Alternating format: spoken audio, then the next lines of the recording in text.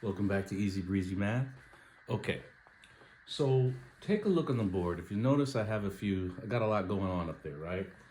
But if you take a look closer, I have two equations. Here, I have an equation, and then here I have the same equation. So two equations are the same, but they're solved differently, right?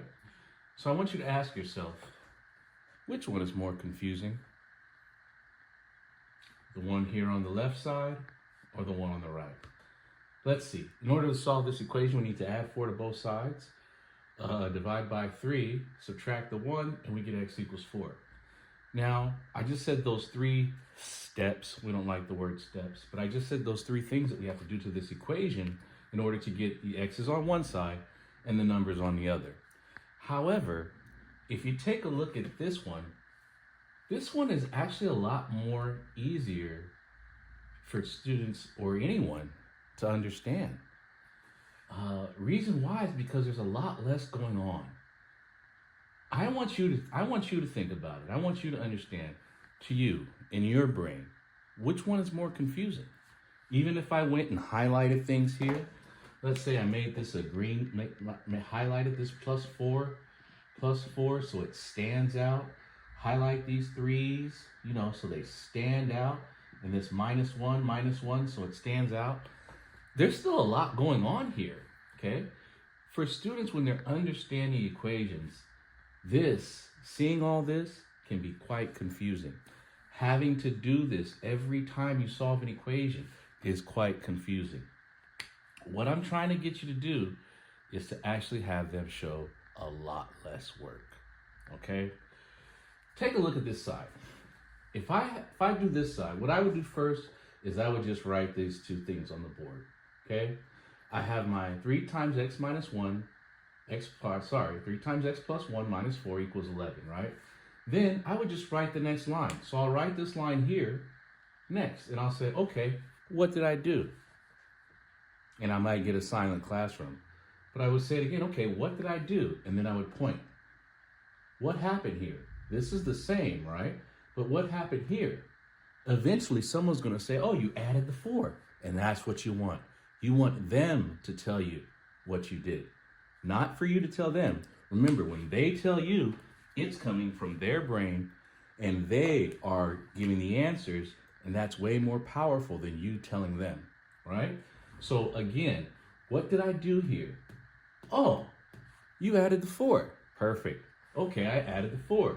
The next thing I would write is, what did I do there? What did I do? What happened here? What happened? Eventually, someone's going to say, oh, 15 divided by 3 is 5. Yes, the x plus 1 is the same, but here are the changes that were made. Right there, and then the last thing I want to write is just the simple x equals 4. Again, what did I do to get that? What did I do to get that? Oh, you subtracted both sides by 1. And before up here, I would have said, yes, you divided the 15 by 3 and then subtracted both sides by 1 to get the 4. This is a lot less confusing and a lot more cerebral. We have to get students to go in their brain and understand what's going on, not write all these things out here, which eventually are just going to become confusing. This is good for understanding what happened. You might show it to them once. I would show it to them and then erase it right away, because I don't want them to have to write all this out. As calculus teachers may tell you, one of the reasons why students drop out is because they have to write every little step for the equations. The equations take up a whole page to do. It's exhausting, okay? You actually want to get them to the point where they can do this in their head. That's right. Add the 4, divide by 3, subtract the 1. Done. Make it simple. Make it easy breezy, right? Take a look at this next one down here if you guys can see it. Hopefully I got my camera set up right. Same thing.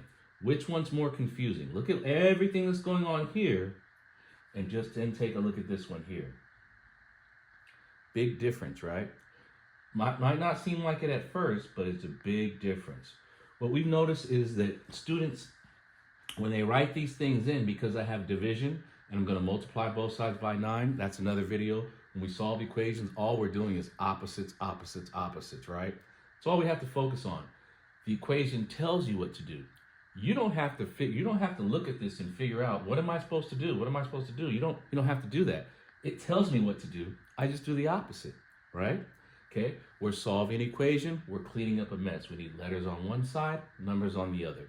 Okay, so take a look at this one.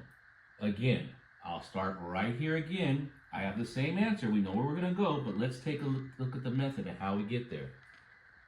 What did I do? Perfect. Multiplied the 10 times 9. I did the opposite. Since I see division, I'll multiply. Okay? 5 times x plus 3. Okay? The next thing from here, what would I write? Well, I'll just write the x plus 3 equals, 5 goes into there one time, 18, right? So then now, what did I do, class? What did I do? Well, it looks like I divided both sides by 5, or yes, and that's what we want to say. We actually are balancing equations, so we divide both sides by 5, and I end up getting 18. 90 divided by 5 is 18. What did I do? What did I do? Right? What did I do? What did I do? Okay, I think you'll find, try this method, see if your classroom likes it. Try it if you're a student doing equations. Try to solve it this way. Try to get out of the habit of having to write all these things out. This is exhausting. Looking at this, I'm confused myself. This is confusing. This is confusing. When I multiply both sides by 9 here, I have to write multiply. That's too much. Here, I want to say, oh, multiply, get 90, divide by 5. I got to think about that a little bit. 18, and then subtract the 315. I'm done. Okay? Make it simple. Stop making the math so hard. Keep it easy breezy. Thank you.